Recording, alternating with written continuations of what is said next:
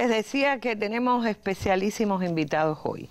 El doctor Eduardo Torres Cueva es el presidente de la Academia de Historia de Cuba y director de la Biblioteca Nacional José Martí, Premio Nacional de Ciencias Sociales. Bueno, ya sabemos su historia y aquí nos está acompañando hoy el doctor Luis Toledo Sande. Es escritor, poeta, ensayista y, bueno, periodista que habitualmente trabaja las columnas desde Bohemia, Cuba Debate. E Iroel Sánchez Espinosa, periodista, director de La Pupila Asombrada, que, bueno, espero que estén siguiendo todos. Estás contentísimo porque está teniendo altísimo rating desde que se transmite los jueves en la noche por Cubavisión.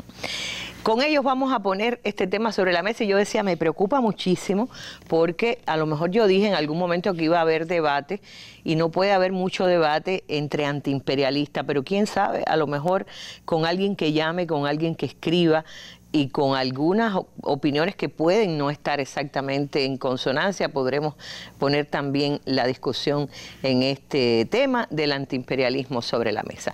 Yo les sugiero que nos acompañe para que se entere de lo que dicen también quienes llaman y vamos a empezar enseguida y lo hacemos con un fragmento de un video que ha producido los comités de defensa de la revolución, han producido para llevar a una serie que están desarrollando en los barrios, que son barrios debates sobre este tema del antiimperialismo, y entonces vamos a acercarnos a un barrio debate que acaba de tener lugar en un barrio, no voy a decir popular, pero bastante conocido en Cuba precisamente por su historia, que es Boca de Samá. Así que empezamos por ahí y luego venimos a discutir el antiimperialismo. Otra vez la invitación a acompañarnos. Veo la candela que empezaban a salir de las casas, el ejército quemando todas las casas que estaban a la orilla del camino, pero varias, y la aviación para acá. A poquito rato viene la aviación con estos rumbos. Entran por esa parte de ahí y empiezan a ametrallar a la casa y yo voceando a la familia que se ocultara. Entonces tiran una bomba en la esquina de la casa y a poquito rato un compañero pues me trajo el pedazo de la bomba que decía USA. Bueno, supe que eran americanos porque traía el letrero que decía USA. Oí decir de la carta que le había mandado él a Celia, explicándole lo que había. Dice Celia, los cohetes que están tirando en casa de Mario Sariol, algún día lo van a pagar bien caro, porque cuando esta guerra termine, me juro que el destino verdadero mío va a ser otra guerra más larga con ellos, contra ellos.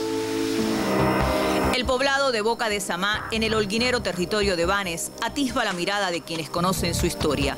Hace 45 años, un grupo de terroristas en 2 lanchas piratas procedentes de la Florida atacaron el caserío de pescadores. 2 muertos y 4 heridos sería el saldo de la agresión. El Chino Escalante, uno de los protagonistas de aquel día, recorre el litoral, me da otros elementos de los sucesos y agradece la iniciativa de los comités de defensa de la revolución de celebrar aquí el barrio debate por el deber patrio y antiimperialista. El día transcurre y en la noche vecinos y amigos de Boca de Samá pulsan otro momento en la vida de los cubanos del siglo XXI. Desde este lugar de simbología perenne de la nación, rememoran anécdotas del proyecto social, agradecen a Fidel por su liderazgo, hablan los de convicción infinita y dicen no a la desmemoria. Boca de Samá es un pueblito, un barriecito de pescadores, personas humildes que recuerdan a diario las personas que fueron capaces de dar la vida por esto. Y hoy por hoy, cuando hemos debatido sobre el tema que nos ocupa, pues recordamos los momentos difíciles vividos por este poblado. Y que esta juventud cubana no se va a dejar confundir. Nadie nos va a venir con mentiras a venir a mandar a nuestra casa. Al escuchar a estos jóvenes que hoy participaron junto con nosotros, estudiantes de medicina, jóvenes del destacamento 55 aniversario, son ellos precisamente los que reafirman la necesidad de seguir manteniendo nuestra historia. Así nace otra mañana y el Chino Escalante vuelve a caminar el litoral de su Boca de Samá, lo sabe custodiado y más fuerte. El tiempo borra alguna huella de 1971, pero no olvida a los mercenarios que atacaron la comunidad de pescadores. En medio del barrio debate sale a la luz Cuba, su epopeya y el futuro soberano de la isla del Caribe. Desde Holguín, Beatriz Galván, Sistema Informativo de la Televisión Cubana.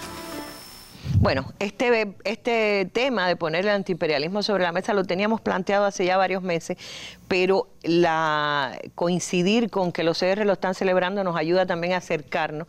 Creo que Iroel ha participado como invitado en algunos de esos debates, pero voy a empezar con Toledo, que ha sido uno de los que con más sistematicidad ha llevado este tema en digamos, en las columnas de Bohemia y en Cuba Debate.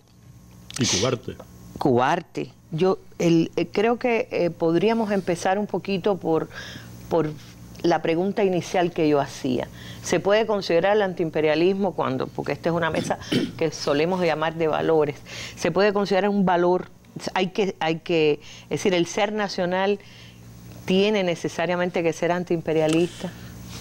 Bueno, si no es un valor, bien nos vale ser antiimperialistas, ¿no? Hay muchos conceptos de patria y de patriotismo. Hay un concepto de patria de algunos que dice que son patriotas y que pueden convivir con las ambiciones de los Estados Unidos y del imperio en general, ¿no? Del imperialismo en general.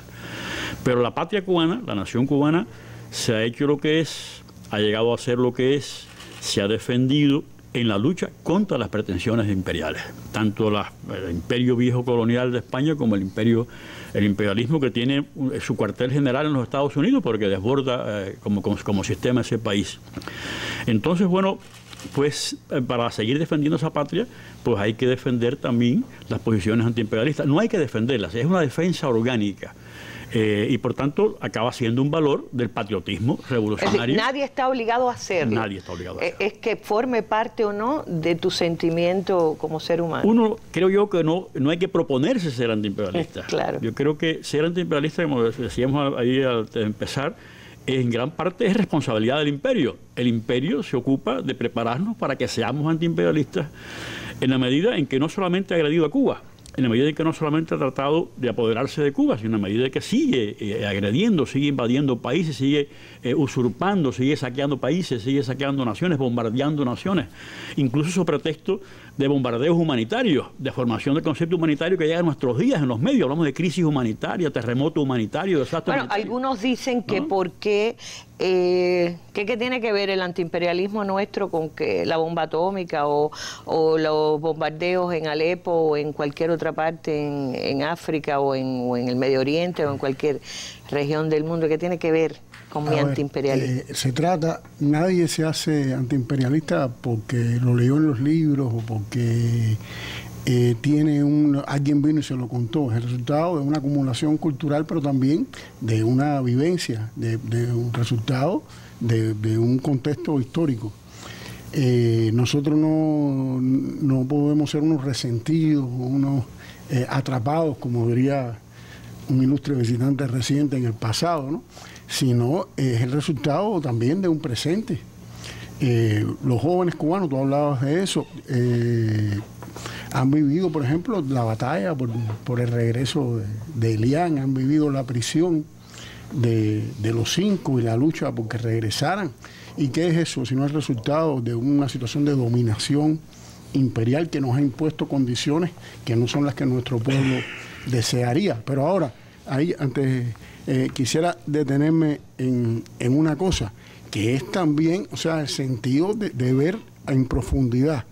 Es muy difícil ser antiimperialista siendo ignorante.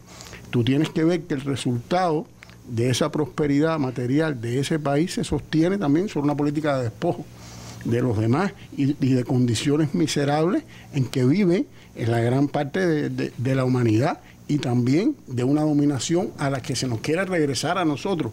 Nosotros somos de alguna manera antiimperialistas porque no queremos regresar a un estado de dominación.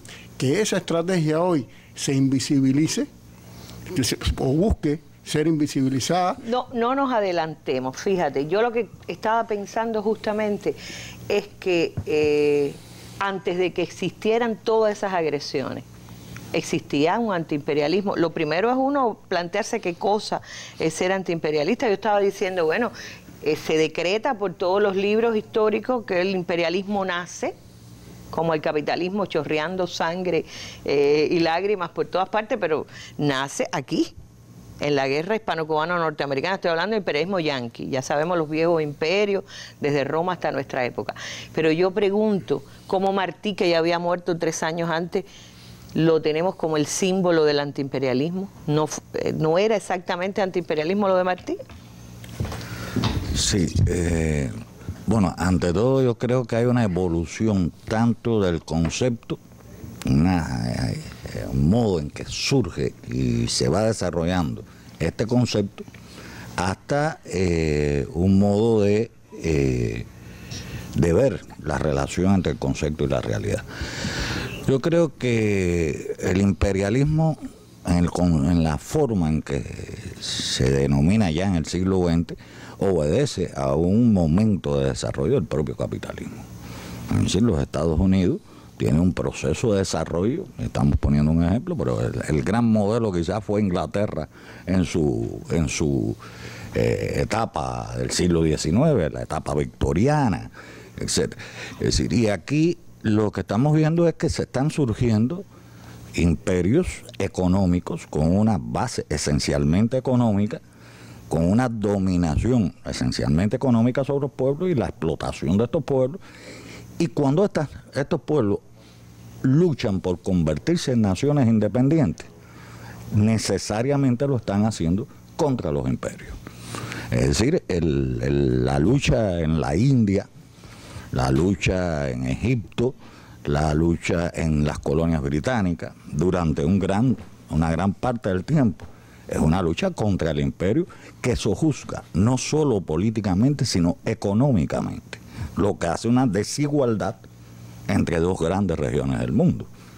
Un primer mundo, si le quieren seguir llamando así, yo creo que habría que buscar otra concepción de eso de primero, segundo, tercero.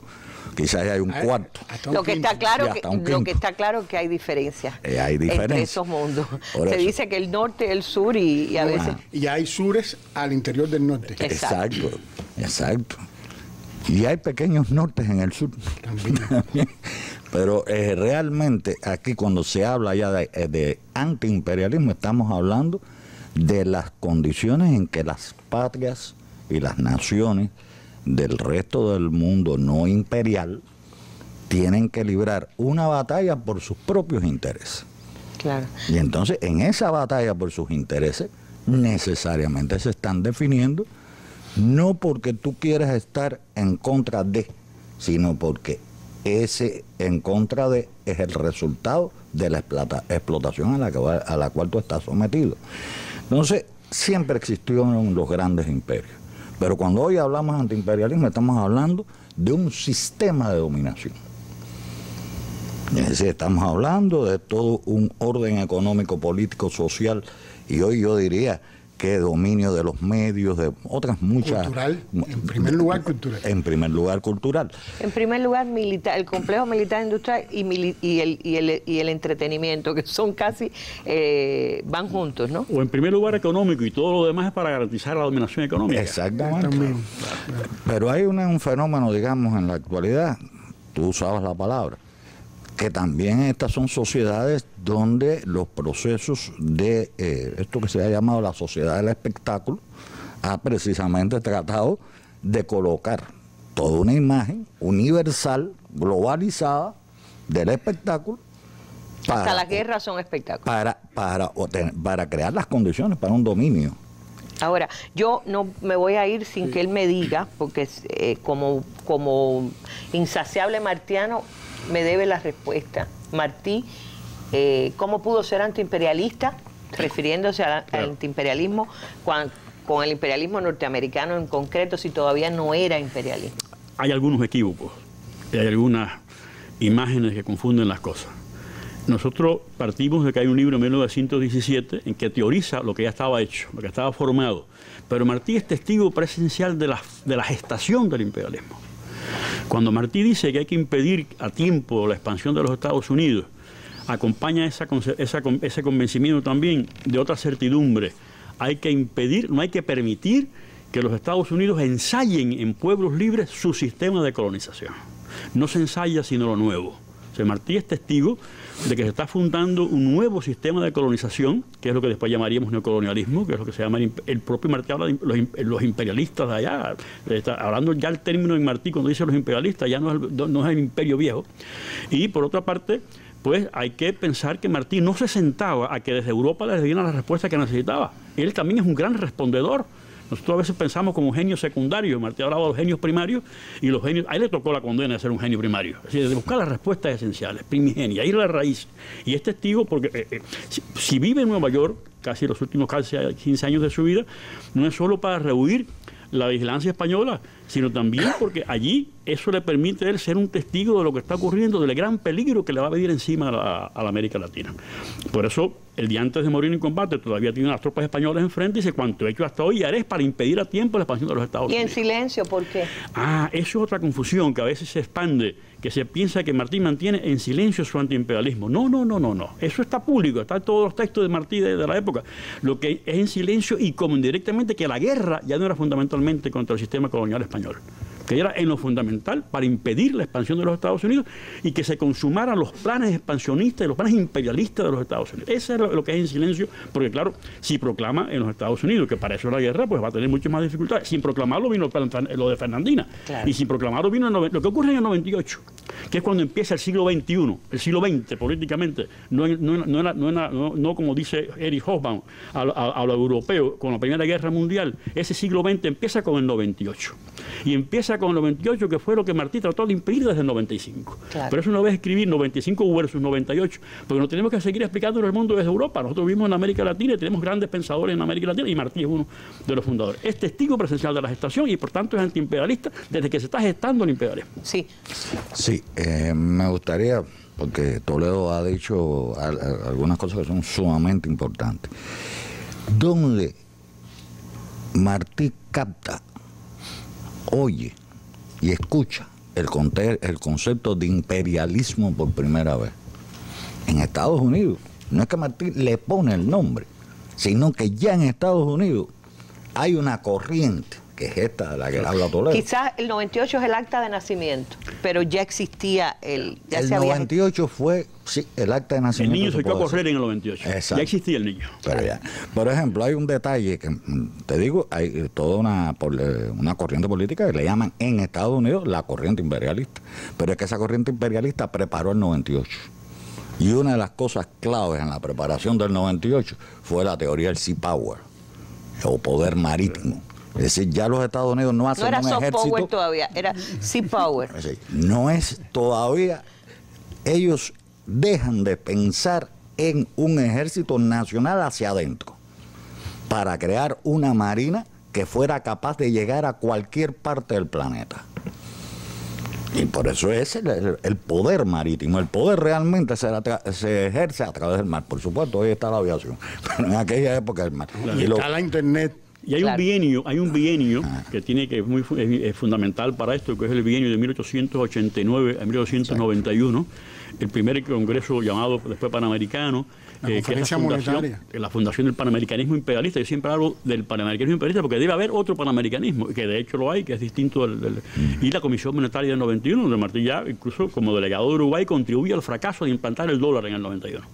Entonces, ya en el 89, él le dice a Quesada que hay que impedir hacer la guerra que se debe hacer, pero sin dar tiempo que los Estados Unidos intervengan, porque lo que quieren es propiciar una guerra desordenada para intervenir y quedarse con Cuba. Una vez los Estados Unidos en Cuba, ¿quién nos saca de ella? Eso es lo que trató de hacer Martí con el 95, impedir que entrara. Eso. Vamos a hacer una pausa. Yo les pido, porque vamos a escuchar lo que recogió, las opiniones que recogió nuestro periodista Oscar Figueredo y también nuestro cámara Adolfo Lee, recogieron en la calle. Nuestro segmento en la calle, las opiniones, esta suerte de encuesta. Yo creo que llegamos a una especie de consenso hasta ahora. El antiimperialismo es incluso algo que está en la nacionalidad cubana desde los luchadores por la independencia y cuánto hay en la propia sensación del imperialismo que se estaba forjando en los Estados Unidos. Pero vamos a ver qué dice la gente que habitualmente no discute de estos temas o los considera, digamos, que no son de época.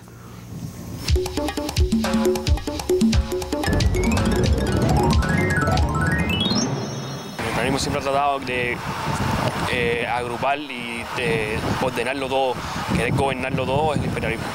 Sobre todo cuando quiera apropiarse de todo lo que solamente nos debe. ¿Es solamente Estados Unidos el único país imperial? Para nada, muchos gobiernos y muchos países a lo largo de la historia han tenido imperialismo. Imperialismo japonés y algunos imperialismos también han existido en la historia. Imperialismo es la gente mala esa que simplemente piensan en ellos y no en los demás. Bueno, los israelíes que son. Yo no entiendo lo que tienen los israelitas con los palestinos, por ejemplo. Y ellos son israelitas. A mí me parece que también son imperialistas. Los norteamericanos, mijo. La maldad que nos han estado haciendo hace 56 años. Que nos tienen así como estamos, porque muchos se piensan de que nosotros somos los malos y el gobierno. Y resulta que ellos han formado todo esto para amargar al pueblo, para que el pueblo proteste, para que esto se vire, para que la tortilla se vire, pero la tortilla no se va a virar. Martí también era antiimperialista en esos tiempos. Está bien, pero eso es diferente, eran tiempos diferentes. Y la guerra era diferente también, menos sucia, menos hipocresía. Julio Antonio Maía, por ejemplo, Fidel, todos los revolucionarios de esta época. ¿José Martí fue un grande? José Martí también, no, ese fue el primero. Porque me cogiste sorprendido, ¿no? Imagínate. A mí lo que me viene a la mente es que eso va a desaparecer, porque el imperialismo no trae ningún buen beneficio a la humanidad. Es una cosa una cosa que no puede ser, que está prohibida, no sé, algo así. ¿Nunca escuchado ese término, antiimperialismo? Sí, como no, la tribuna antiimperialista, que ahora se dice tribuna, porque ya no es antiimperialista.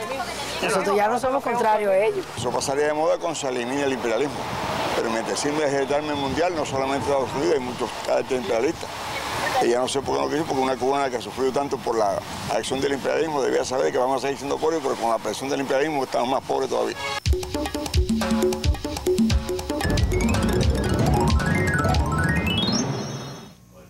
¿Qué? Yo creo que la calle da para comentar. Perdón si ahí se escribió Malta por Marta, porque dudo que alguien se llame Malta. Debe haber puesto alguien mal el dedo ahí en los créditos, pero vamos a lo que decía alguien ahí, que si nuestra tribuna antiimperialista ya no se llama antiimperialista, que es tribuna nada más, porque nos estamos entendiendo. El contexto, que es una de las preguntas que traíamos para poner sobre la mesa. En el contexto actual del camino de la normalización de las relaciones, cambia la esencia del debate, cambia el debate, ¿qué cambia? Que alguna gente ha llegado a creer que ya no vamos a hablar de ese tema. Bueno, digamos el nombre completo, Tribuna Antiimperialista José Martí. Pero es verdad que algunas veces se anunciaron conciertos en Malecón, en Línea y Malecón. No ahora, no reciente, no. Que pagamos se han difundido esas informaciones en los medios. Lamentablemente, yo creo que no es lo común, pero ha ocurrido. Ahora, estamos en un contexto, sobre todo cuando uno compara, por ejemplo, al presidente Obama con su antecesor, aquel Bush parado en un portaaviones diciendo misión cumplida, y Obama en la misma región, en la Universidad del Cairo, citando el Corán. Son dos modos diferentes. Su enfrentamiento a un fenómeno como los pastores por la paz. Con Bush vimos aquellas cosas de los pastores corriendo, abrazados a la computadora y el policía hablando, y ahora un golpe mucho más fuerte, que es quitarle un estatus económico que prácticamente los vuelve casi inactivos. Entonces, ¿quién es más efectivo? ¿Quién ha sido más efectivo, por ejemplo, al enfrentamiento en todos estos procesos de cambio en América Latina? Entonces, yo recuerdo cuando una feria del libro que vino Ramonet, que dio una conferencia en el Carlos Marx, y él habló, creo que se llamaba, un delicioso despotismo, diciendo que se estaban sustituyendo por esa dominación militar y económica, sobre todo por la dominación cultural, y Fidel le dijo, pero no quiere decir que se haya renunciado al uso de la fuerza. Y después vino todo lo que vimos, el 11 de septiembre, Irak, Afganistán y toda esta locura que hemos visto, el regreso de los golpes de Estado, todo eso. O sea, yo creo que son herramientas por la propia naturaleza del sistema que se ajustan a un contexto o a otro. Y es posible que en determinadas circunstancias se opere de un modo para mantener esa dominación y en otras circunstancias se opere de otro.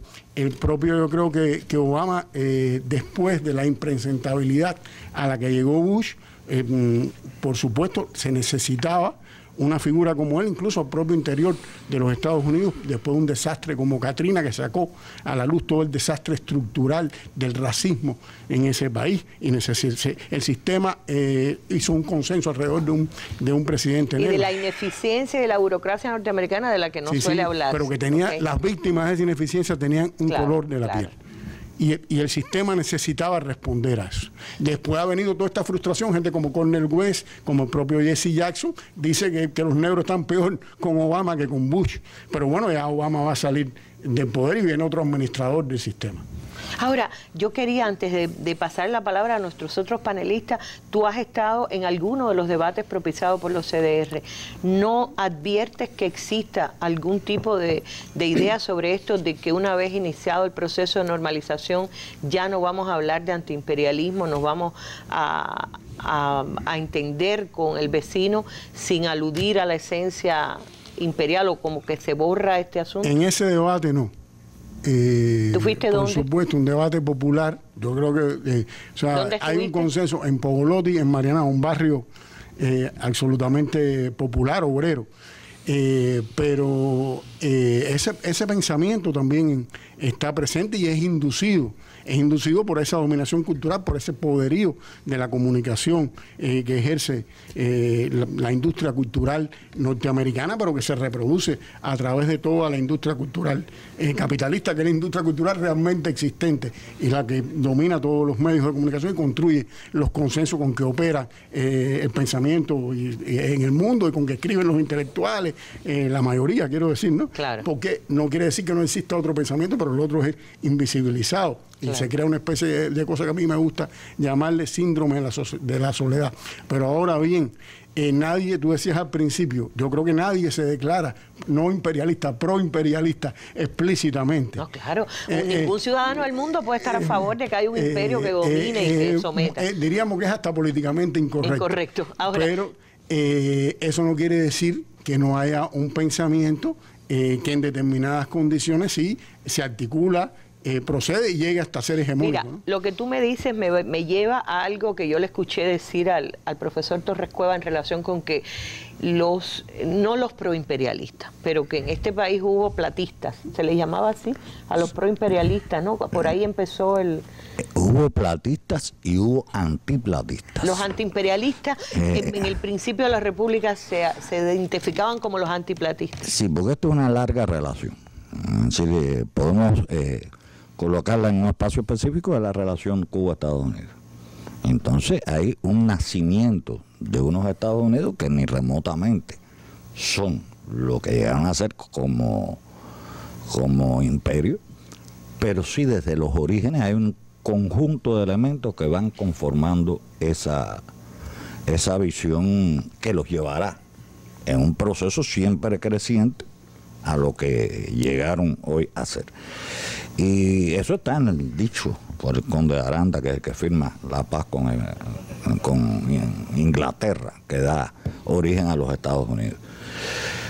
Está una doble relación, que la relación, bueno, entre la fuerza política que va organizando este Estado y lo que puede llamarse la relación pueblo a pueblo, que está en la música, que está en múltiples fórmulas, en la literatura, etcétera, que ya es otra cosa y que ha sido permanente a lo largo de la historia y que es las cosas que en realidad vale la pena seguirla modificando, en tanto nosotros hemos sido un país que por sus características ha recibido culturas de todas partes, y de Estados Unidos la relación cultural entre Cuba y Estados Unidos ha sido estrecha a lo largo de estos siglos. Pero ahí nacen toda una serie de teorías que van avanzando en el siglo XIX. La teoría de la fruta madura, la teoría del destino manifiesto. Es muy interesante lo que a mediados del siglo XIX hablaban, y hay una anécdota que usan mucho en las escuelas norteamericanas, de qué es Estados Unidos. Y se dice que hay 4 personas sentadas alrededor de una hoguera y van a brindar, y uno dice, brindo por los Estados Unidos, que van desde las colonias inglesas hasta el río Bravo, desde el Atlántico hasta el Pacífico. El otro dice, brindo por los Estados Unidos, que va del Polo Norte al Polo Sur, del Atlántico al Pacífico. Bueno, el último dice, brindo por los Estados Unidos, que van desde la creación del mundo hasta el fin de los tiempos. Es decir, aquí tiene reflejado en una anécdota. Hijo natural de aquel que dice que sus posesiones no se ponía el sol. Exacto, más o menos, más todavía que es, porque este ya incluye el Polo Norte. Y si le piden hasta el planeta Marte. Ese es el que dijo la verdad de lo que pensaban. Exacto. Entonces, este fenómeno, y lo hablamos tiene momentos. Por ejemplo, el origen del anexionismo. Si vamos al origen del anexionismo, son las mismas bases del anexionismo de hoy, casi intactas. Lo único que ha cambiado es qué se ofrece y qué se quiere.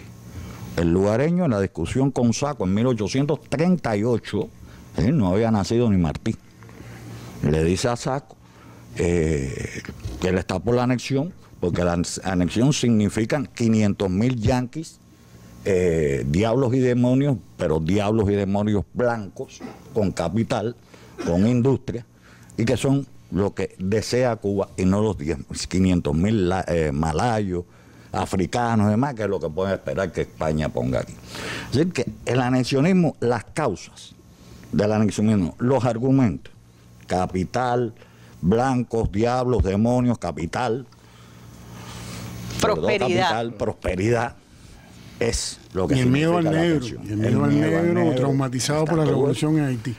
Y después, si sigues en la historia, entonces ya te encuentras, bueno, que todo eso se va a sintetizar en una experiencia, toda esa experiencia cubana está sintetizada en Martí, en la forma en que Martí es heredero de esta corriente. Pero la otra está. Es decir, ¿y qué ocurre? Cuando empieza la República, en 1902, Cuba nace con un sello imperialista ya. Porque lo que decía Toledo es muy importante. Esa guerra del 98 es la primera guerra imperialista. En el sentido de que ya Estados Unidos, con esa fuerza naval especial que habían desarrollado, está discutiendo su espacio en el mundo. Y va a tener algo más importante también.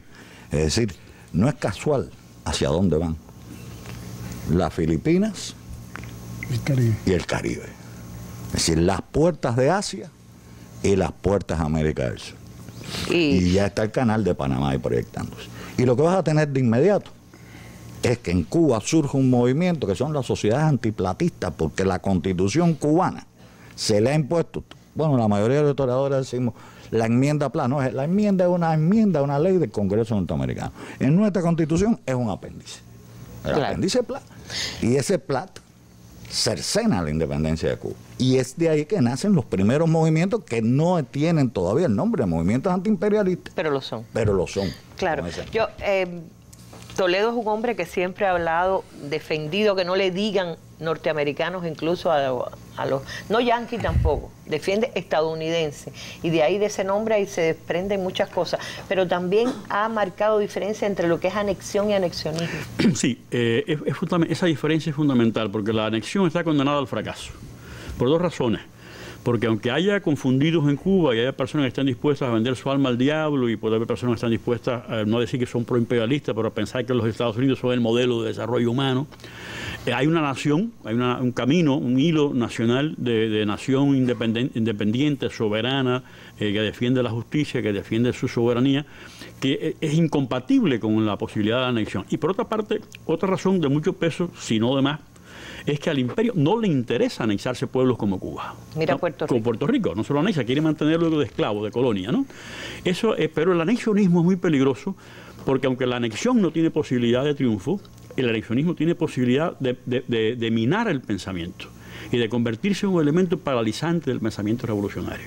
Eso en medio de un momento en que las personas pueden hay personas que pueden confundirse, y yo incluso llego a entender hasta la tentación de confundirse, porque qué bueno sería levantarnos hoy y decir, ya no tenemos de enemigo el imperio, ya no hay imperio en el mundo, ya no hay imperialismo, qué bueno sería. Pero el problema es que sigue habiendo imperialismo, pero la confusión es complicada. Y esa confusión se puede trenzar con otro fenómeno que es otra forma del platismo, lo que Ambrosio Fournet llamaba recientemente el platismo con una sola T, el culto del dinero otra vez en Cuba, el dinerismo que Martí hablaba, el mal que en México llaman dinerismo, que ha dominado los Estados Unidos, donde hay muchas instituciones pomposas, pero hay un tirano industrial. Este país industrial tiene un tirano industrial. O sea que eso, y por otra parte, nadie se va a llamar por imperialista, pero sí se puede presentar como un defensor de los Estados Unidos como modelo civilizatorio. Ese es el mismo imperio que bombardea, que saquea y después aparece como simpático, aparece como atractivo, porque es el dueño de la industria cultural en gran medida en el mundo. Ya en el siglo XIX, hablando de la Conferencia Internacional del 89 al 90, Martí se ponía como ejemplo un tren palacio que inventaron los anfitriones para sacar a pasear por los Estados Unidos a los hombres representativos de América Latina que iban a la conferencia, para enseñarles hasta cómo se fabricaban zapatos. Así, ese es el inicio. Dice Martí, quieren inundarnos con jabones Colgate. Así, el producto por una parte y por otra parte la propaganda cultural en la que están teniendo mucho éxito. Tanto éxito que muchas de las cosas que hacen en países profundamente antiimperialistas se parecen mucho a los productos audiovisuales que hacen los Estados Unidos. Bueno, ese es el gran desafío que tenemos hoy y ciertamente lo he entendido. Yo, de paso, antes de que cerremos este capítulo un poco de alusiones históricas, quiero recomendar enfáticamente, hoy el periódico Granma publica un artículo del doctor Joel Cordoví, que es posiblemente el mayor estudioso de Máximo Gómez. Hoy es el 180 aniversario del nacimiento de aquel que, como dijo ayer el embajador en una entrevista en el noticiero, fue más cubano que dominicano, si se puede decir, pero porque ha habido confusiones en torno a que si Gómez no fue suficientemente fuerte en impedir la intervención norteamericana, etcétera. Es muy esclarecedor y devela de los archivos del Archivo Nacional de Cuba algunas de las cartas personales y documentos donde Gómez se expresó abiertamente sobre los riesgos, pero entendió que no podía contra esa fuerza. Creo que quizás amerita poner de nuevo el tema sobre la mesa, nada más para hablar de Máximo Gómez y su posición frente a esto. Pero yo decía, los CDR advirtieron que se está dando el debate de si hay o no ya en la sociedad cubana el valor del antiimperialismo, y por eso fuimos hasta los CDR para entrevistar a una de sus funcionarias para hablar de este proceso que está transcurriendo y que quizás en unos días, en unas horas, llegue también a su barrio. Nosotros perseguimos con estos varios debates un poco que intercambiar con el pueblo, hablar con el pueblo, refrescar el porqué desde la etapa de Martí defendió el antiimperialismo y nosotros tenemos que seguir siendo antiimperialistas. También pretendemos con esto abordar un poco los temas de esa oleada de símbolos que se nos están imponiendo en estos momentos y también un poco ver la utilización correcta de nuestros símbolos, pero queremos hacerlo de una manera amena, de una manera fresca, que el pueblo lo entienda, que lo comprenda. Para eso hemos preparado este boletín muy didáctico, que vienen todas las imágenes del por qué nosotros tenemos que seguir defendiendo nuestra revolución, tenemos que seguir defendiendo el socialismo y tenemos que seguir siendo antiimperialistas. Acompaña a este plegable un video también muy didáctico, ameno, que permite una reflexión con el pueblo, y yo creo que sí, que las características que tiene el proceso da la posibilidad de compartir en toda la isla. Se va a hacer el proceso a nivel de zona y cierra en marzo para dar un espacio que las zonas puedan prepararse, que se pueda hacer con la calidad que nosotros queremos. No lo estamos haciendo solo, es decir, que también tenemos vinculado a este proceso al Ministerio de Educación, a la Sociedad Cultural José Martí, y no es por gusto, es porque nuestros profesores en nuestras cuadras, en las comunidades, son personas preparadas que pueden explicar, que pueden sostener un diálogo ameno con nuestro pueblo, al igual que la Sociedad Cultural José Martí, y para también un poco que reafirmar la posición de nuestro héroe nacional, que fue el primero que nos incitó a ser antiimperialista y que además es un legado que hemos seguido durante toda la etapa. Y fundamental, eso que decía Betty, de que también los académicos, los conocedores, los historiadores, los profesores, los maestros que en cualquier barrio hay, para que no se convierta en una reiteración de consignas, porque no hay nada que le pueda hacer más daño a un debate sobre este tema que empecemos a alzar consignas y no demos argumentos sobre el tema. Vamos, me dicen que ya tenemos listas algunas llamadas de la población, vamos a escucharlas. Raúl González Suárez, el municipio Plaza. Quiero expresar mi preocupación. ¿Por qué no se le está dando el uso combativo que merece la tribuna antiimperialista? Póngase, no bravo Obama o la madre de los tomates, pero esa es la primera trinchera de la capital. Yo quisiera saber hasta cuándo hay que ser antiimperialista, si creo que el imperio nunca se va a caer, el capitalismo nunca se va a caer. Esa es mi pregunta, ¿ok? Miren, Hidalmi Quesada Pérez, del municipio Arroyo Naranjo. El imperialismo desde que surgió ha tratado de apoderarse del mundo entero y esa es una tendencia que nunca se va a acabar. Por lo tanto, Cuba a la cabeza del mundo entero, porque estamos claros de la situación, tenemos que luchar contra el imperialismo de todas las formas posibles. Muchas gracias. Anita Espinosa, de aquí de Regla. Yo pienso lo siguiente, se está confundiendo las cosas y que porque se cree que hay un acercamiento hacia los americanos, pues que esto ya hay cosas que se están borrando y no puede ser, los tiempos han cambiado, pero el enemigo es el mismo, con otro ropaje, con una sonrisa, pero es el mismo, que lo que está tratando es de llegarnos por otra vía, ya que por la vía de la fuerza no ha podido. Imperialismo es la fase superior del capitalismo. Miren, yo antes de que volvamos a la no discusión, ya decíamos aquí que la mesa está llena de antiimperialistas y no podíamos resolver ese problema. Creo que nadie se presentaría en carácter de imperialista, como dice, o proimperialista, aunque algunos dicen que es inmortal el imperialismo y lo creen. Yo creo que hay mucha gente que puede creerlo realmente de acuerdo a cómo van las cosas en el mundo. Pero yo quería, antes de entrar en el último bloque de análisis, ponerles un fragmentico de este video preparado por los CDR que me parece fundamental. Primero, atiendan la canción, que es una de las joyas de Carlos Puebla y los tradicionales, pero el mensaje, lo que decía Fidel, y esto ocurrió en los años 90, en los momentos más oscuros y duros del periodo especial.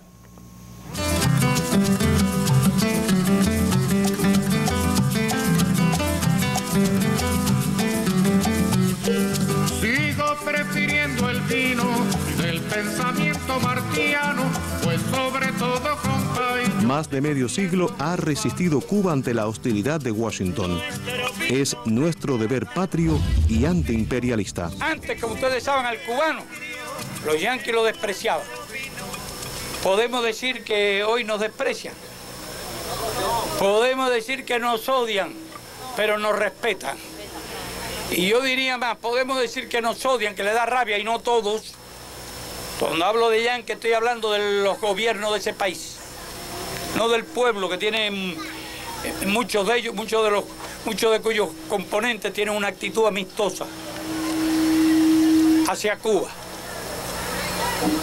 Pueden odiarnos, pero al mismo tiempo tienen que admirarnos, porque están acostumbrados a ver que mucha gente se le pone de rodillas y no toleran, no resisten, sufren mucho cuando ven que hay un pueblo que no se pone de rodillas, y ese pueblo somos nosotros, ese pueblo son ustedes.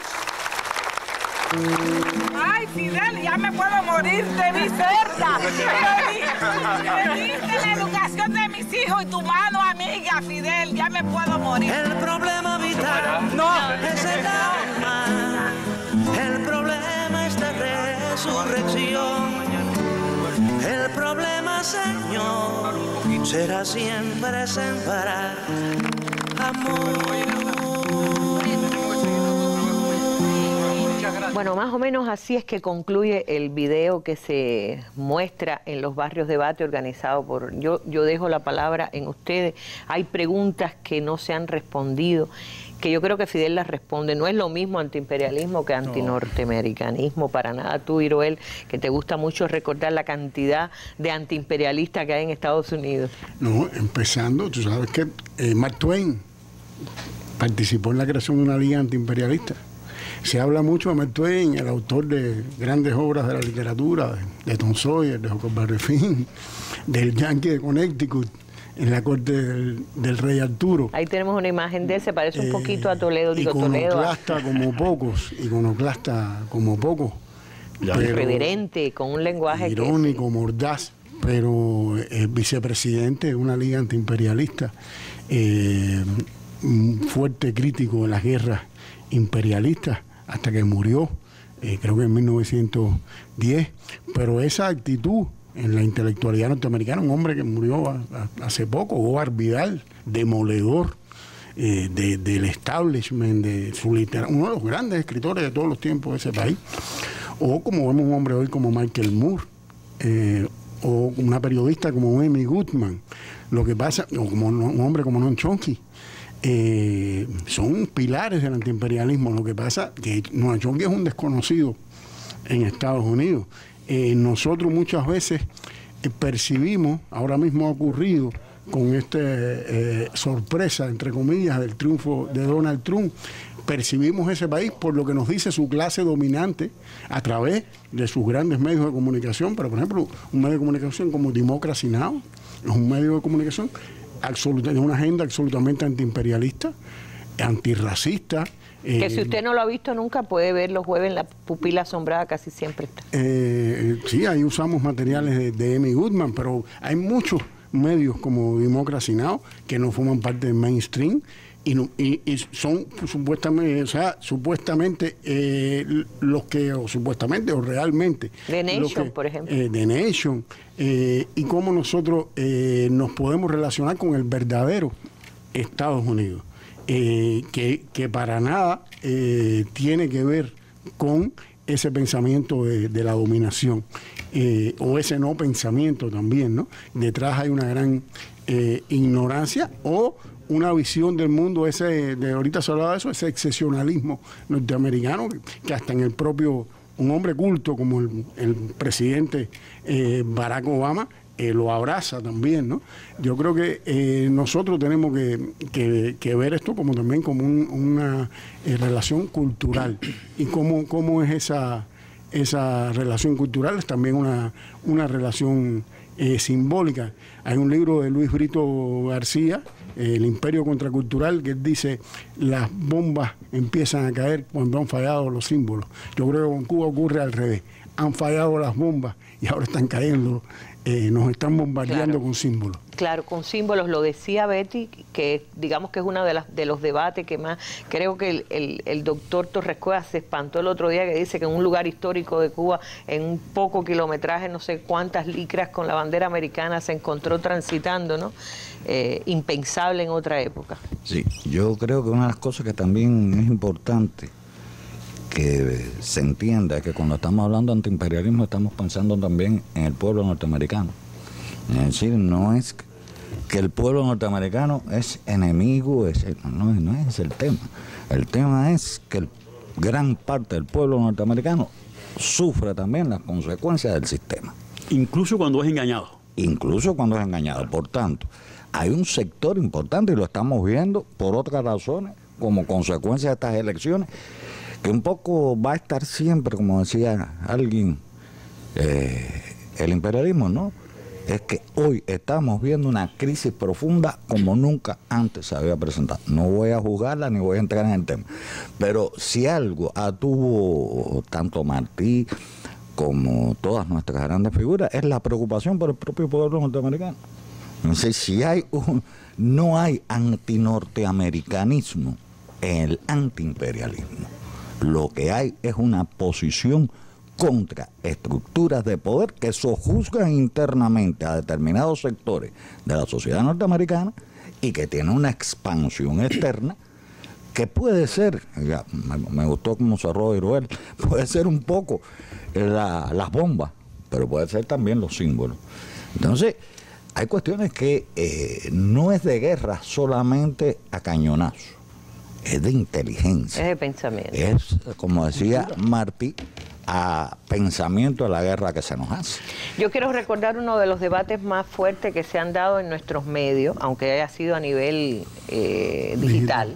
El tema que puso Luis Toledo Sanda en Cuba Debate, cuando se horrorizó viendo cómo florecía en un medio privado fotografías de elogio a la Cuba de Batista, ¿no? A La Habana de Batista, sí. Pero sobre todo a veces que hay una tendencia como al regreso. La Habana bonita es la que reproduce los almendrones, los años 50, y la revolución fue un accidente. Bueno, el asunto es muy complicado, realmente, porque yo escribí ese artículo sobre esa cafetería, pero me dicen, yo no lo he visto, que hay un paladar, algo así que se llama 1958. Eso resume quizás mucho más que hacer el culto a las obras de Batista. Porque es hacer el culto a las obras de Batista y a la penetración del imperio y a todo. Pero yo quería recordar que con lo que decía Torres Cuevas, que Martí fue también en gran medida un revolucionario para el pueblo estadounidense. Cuando él dice que impedir que se consumen los planes de los Estados Unidos, dice que es para salvar el equilibrio del mundo y para salvar el honor dudoso y lastimado de la América inglesa. Dudoso y lastimado porque iba a seguir arrastrando a su pueblo las invasiones internacionales, porque iba a seguir manejando la opinión pública de su país como una mula mansa y bellaca, según el propio Martí, que es lo que en gran medida sigue ocurriendo en los Estados Unidos. Hace poco me decían que alguien, en respuesta a un artículo sobre la política y las elecciones de los Estados Unidos vistas por Martí, alguien le respondía: pero usted no se da cuenta que el mundo ha cambiado, que el siglo XX es distinto, que hay un presidente negro en los Estados Unidos. Mire, el presidente más peligroso que ha tenido el imperio en los últimos 56 años se llama Barack Obama.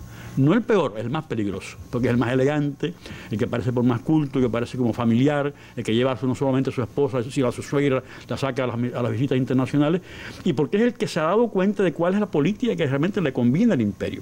Eso de admirar a Cuba, como dice Fidel, es reconocer la resistencia de Cuba. Cuando Obama dice, nos hemos aislado y no hemos logrado lo que queríamos lograr en Cuba, lo que está diciendo, tenemos que tratar de aislar ahora a Cuba, ofrecer la zanahoria a Cuba para que no siga teniendo la influencia que tiene sobre el resto de América Latina, donde nos hemos aislado por la hostilidad contra Cuba. Vamos a cambiar de política para los mismos fines.